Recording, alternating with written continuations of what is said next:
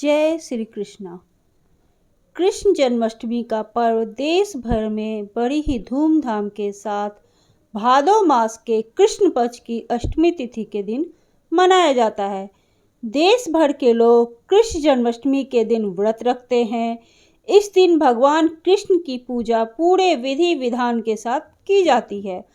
इस साल कृष्ण जन्माष्टमी का व्रत 26 अगस्त को रखा जाएगा, लेकिन भगवान श्री कृष्ण की पूजा में कुछ बातों का खास ख्याल रखना जरूरी है। तो आइए अब हम जानते हैं जन्माष्टमी की पूजा विधि के बारे में। जन्माष्टमी के दिन सुबह जल्दी उठें और स्नान आदि करके साफ सुथरे वस्त्र धारण करने चाहिए। इसके अलावा अपने घर के मंदिर को अच्छे से साफ सफाई करना चाहिए और फूल मालाओं के साथ मंदिर का श्रृंगार करना चाहिए। इसके बाद भगवान श्री कृष्ण का पंचामृत से अभिषेक करना चाहिए। कृष्ण जन्माष्टमी के दिन दूध, दही, घी, शहद और चीनी मिलाकर पंचामृत से भगवान श्री कृष्ण का अभिषेक करना चाहिए। भगवान श्री कृष्ण का एक नाम पीताम्बरी भी है, इसलिए इस दिन उन्हें पीले रंग का वस्त्र पहनाना चाहिए और फिर फूलों से उनका श्रृंगार करना चाहिए। साथ ही उनके सिर पर मोर मुकुट जरूर पहनाएं।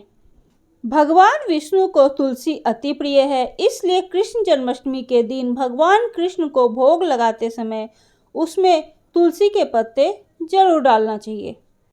भगवान श्री कृष्ण को घर के बने हुए प्रसाद का भोग लगाना अति उत्तम रहता है।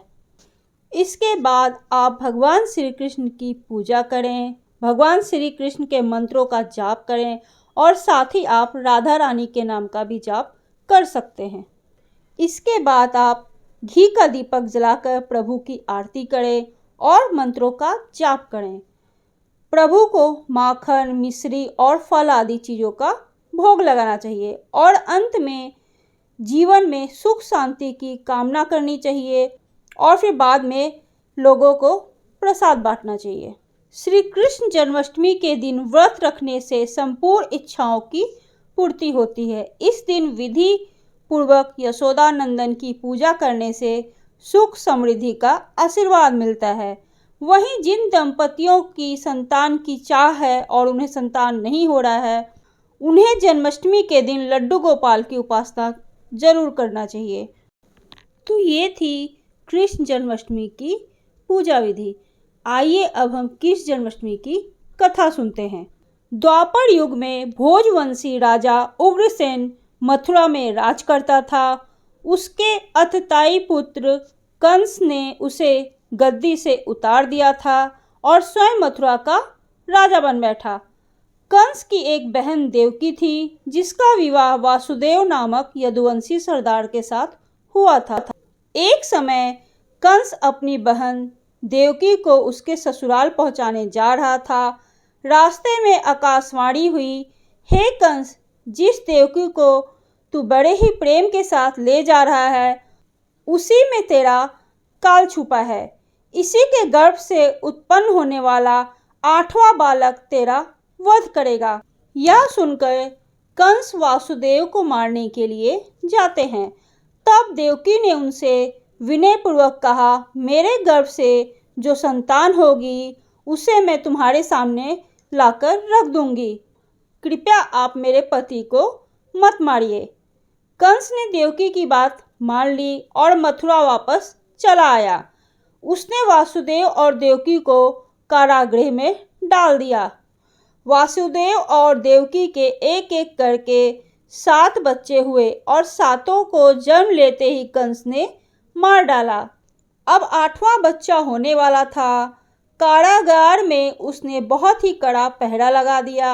उसी समय नंद की पत्नी यशोदा को भी बच्चा होने वाला था। उन्होंने वासुदेव और देवकी के दुखी जीवन को देख 8वें बच्चे की रक्षा का उपाय रचा। जिस समय वासुदेव देवकी को पुत्र पैदा हुआ, उसी समय संयोग से यशोदा के गर्भ से भी एक कन्या का जन्म हुआ।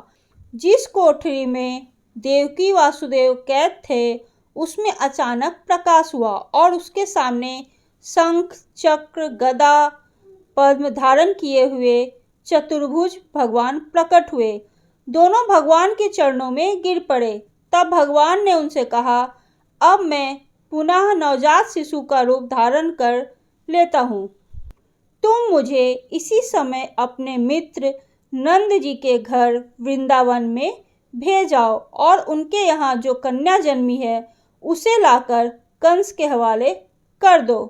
इस समय वातावरण अनुकूल नहीं है, फिर भी तुम चिंता मत करो। जागते हुए पहरेदार सो जाएंगे, कारागृह के फाटक अपने आप खुल जाएंगे और उफनती अथाह यमुना नदी तुमको पार करने का मार्ग दे देगी। उसी समय वासुदेव जी ने नवजात शिशु रूप श्री कृष्ण को सूप में रखकर कारागृह से निकल पड़े और अथाह यमुना को पार कर नंद जी के घर पहुंच गए। वहां उन्होंने नवजात शिशु को यशोदा के साथ सुला दिया और कन्या को लेकर मथुरा आ गए।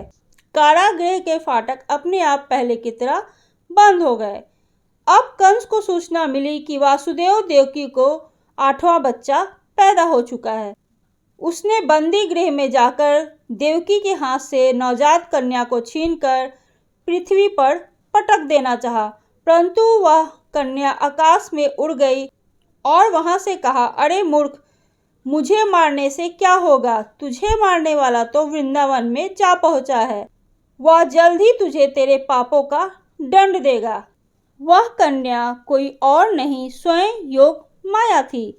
बाबा नंद और उनकी पत्नी माँ यशोदा ने कृष्ण जी का पालन पोषण किया। राजा कंस ने कृष्ण जी का पता लगाकर उन्हें मारने की बहुत कोशिश की, लेकिन कंस की सारी कोशिश विफल हुई और कृष्ण जी को कोई मार नहीं सका। अंत में श्री कृष्ण ने कंस का वध किया। राजा उग्रसेन को फिर से मथुरा की राजगद्दी सौंप दी। तो यह थी कृष्ण जन्माष्टमी की पौराणिक कथा।